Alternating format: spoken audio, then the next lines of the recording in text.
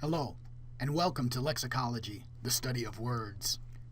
When we looked at the International Phonetic Alphabet earlier in the course, I made a point of saying that linguists are interested in the sounds of language and not necessarily the spelling or the orthography.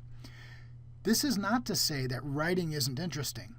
Quite the contrary. The history of our alphabet tells us a lot about how we view language and how we record it. In this mini-lecture, I'll introduce you to the history of our alphabet, one of the great technological innovations in humankind. I guess the best place to start is with visual representations of daily life. The example in this slide is from a cave in Lexicology, France, produced about 32,000 years ago. This beautiful cave art, generally known as petroglyphs, shows how prehistoric man produced records of the things that were important, especially hunting. But these early petroglyphs are not writing. They were produced for aesthetic purposes, perhaps having to do with ritual, but they were not a way of capturing language, although these cave dwellers most certainly possessed language. Something closer to these petroglyphs, used often in our modern society, are pictograms. These are iconic representations of particular ideas. By iconic, I mean that they look like what they represent. We use them today as easy-to-read signs that are meant to be language independent. That is, most of these signs could be read by anyone, independent of the language spoken. I have to admit that a few of these are not that easy to understand. For example, this one seems to show someone in a dress. I think it indicates an outdoor auditorium, but I must say I'm not sure. In any event, I certainly wouldn't want to try to write a sentence using pictograms. The psychological bridge that had to be crossed on the way to developing a true alphabet can be seen in this example. Starting with the star at the center of our solar system, the sun, we can come up with an iconic symbol, a pictogram of the sun. While this is very useful, even more satisfying is using that pictogram as an ideogram. The visual representation of the sun begins to carry other meanings related to the sun. So, ultimately, this pictogram may stand in for the idea of heat, or warmth, or a day. To our modern minds, this does not seem like much of a jump, but actually this is a huge leap. What was originally an iconic symbol, the sun, becomes a conceptual symbol that no longer needs to be tied to the actual object, but instead to ideas about that object that can be used in a variety of ways.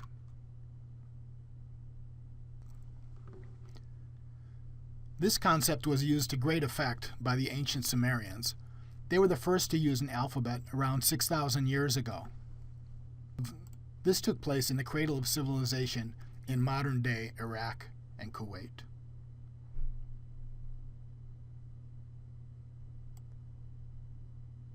Their alphabet is known as cuneiform. This slide shows a beautiful example of a clay tablet with the various markings etched using a specialized stylus. The tablets were made in wet clay and then dried. As you can see, this produced a very, very long-lasting record, probably more long-lasting than the ones and zeros that make up our records today. But cuneiform did not just suddenly appear.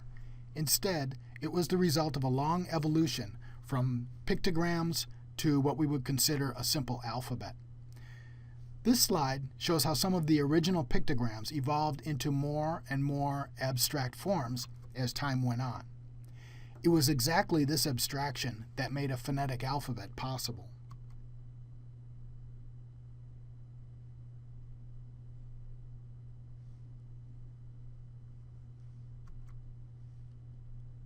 As an aside, you may have wondered about the relationship between Egyptian hieroglyphics and our modern alphabet.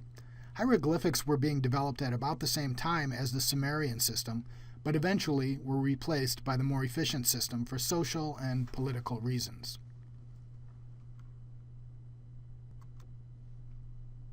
The Phoenicians were traders and were familiar with both hieroglyphics and Sumerian writing. As traders, they needed to keep records and recognize the value of these systems.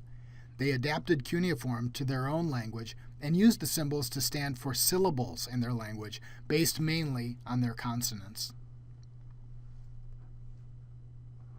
Because the Greeks had a more complex syllable structure in their language, they could not use the Phoenician symbols directly, but instead adapted them to their own individual phonemes. The ancient Greek alphabet was beginning to look like something we can recognize today, with each symbol standing for a single phoneme.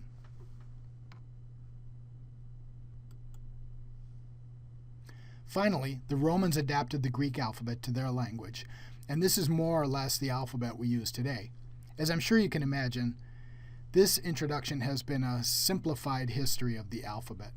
I really encourage you to look more deeply into this history. The history of the alphabet is at the nexus of language and politics. I'd like to leave you with this thought from Fran Lebowitz.